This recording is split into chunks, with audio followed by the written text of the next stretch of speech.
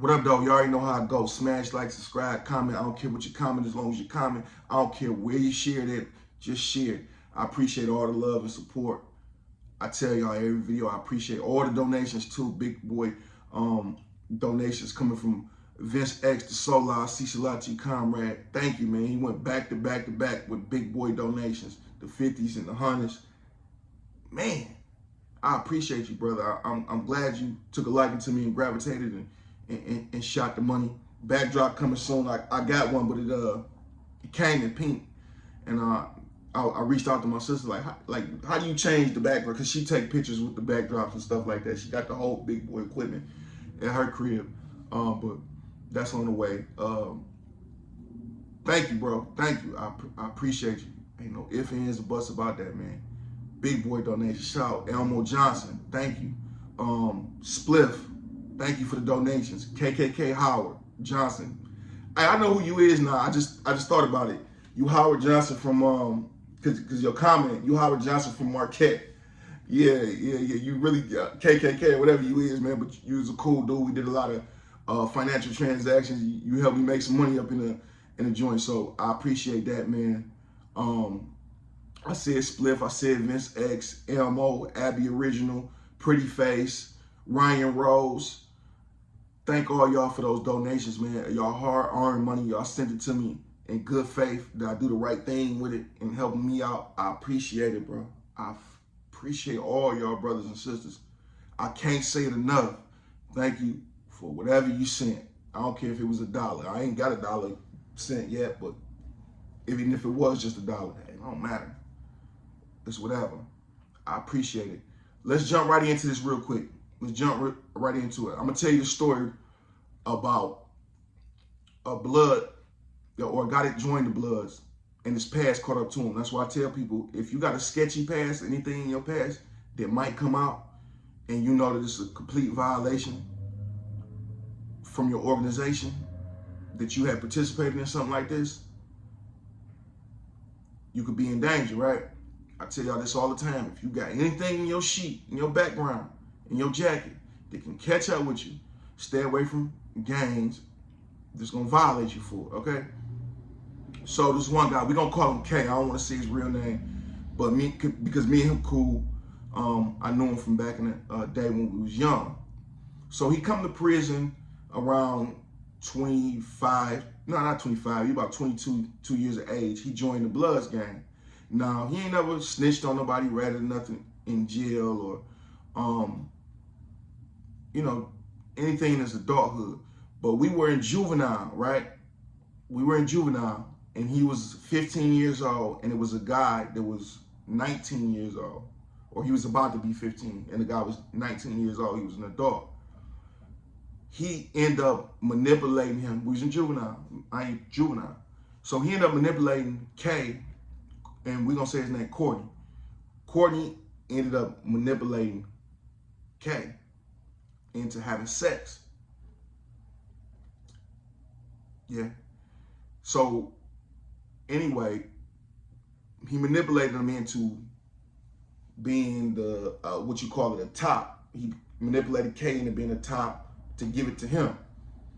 And they were doing it over and over and over and over and over until they finally got caught. And then he admitted to everything. Like, yeah, he did this to me, he did that to me. So, I mean, that could make you a snitch. You know, you was 14 years old, almost 15. Could make you a snitch or whatever, but, you know, I don't know. That's on y'all to decipher. People who just super tough in the streets or make these type of decisions, who are rat and who not. So anyway, he told on them when they got caught, like, hey, we've been doing this for about 2 months. That's why we moved in the same room. So this is what happened. And it wasn't no denying it, because 2 staff members came to the door and caught them fornicating. One seen it, then snuck away, got the other guard, came back and looked at the guy. Now, mind you, again, this is in juvenile. This is juvenile detention facility up in Saginaw. So anyway, Courtney ends up discharging, but getting charged with CSC. So 6, 7, 8, 9 years down the line, Kate come to prison, join the Bloods. He rocking out with the Bloods for about 2 years or so. And a guy who was at that facility with him in juvenile brought it up. He denied it adamantly. And the only reason he brought it up because K was on some super tough stuff, talking about he's super gangster and he done all this life since he was 13. And K was kind of gangster. So anyway, the dude that put it out in the ethers said, okay, you want to talk tough? He wrote his people in the world, told them to look up this case, told them to look up this guy name, number, and it came out. Kate told on him, and Kate was having sex with him willingly. Now, at 14 years old, you're able to say yes or no. There's no manipulating you into having sex, especially with the same sex. You know, it's no manipulating. You know better. So the Bloods end up getting the paperwork on them. So they playing so nice with him, feeding him, walking with him, exercising with him, everything. Never told him that this came out. All right, so it's a situation that happened. They say, the Bloods say, Kay, we need you to put in some work. When you go in the bathroom, pretend like you talking to dude. We're going to go in there behind you. We're going to pass you the knife if you don't say the right thing. So the dude that they set him up to stab, it's about to be a Blood. He didn't know that. They want him to put in the work. So anyway, they walk him in the bathroom. Blood's behind him. As he going there with his back turned to talk to the dude, his own Blood homie punches him. The other guy pulls out a knife, the one that's about to be a Blood. He pulled out the knife and he stabbed him. All because of something that happened 6-7 years prior that you thought wasn't going to come out because it was in juvenile. So if you got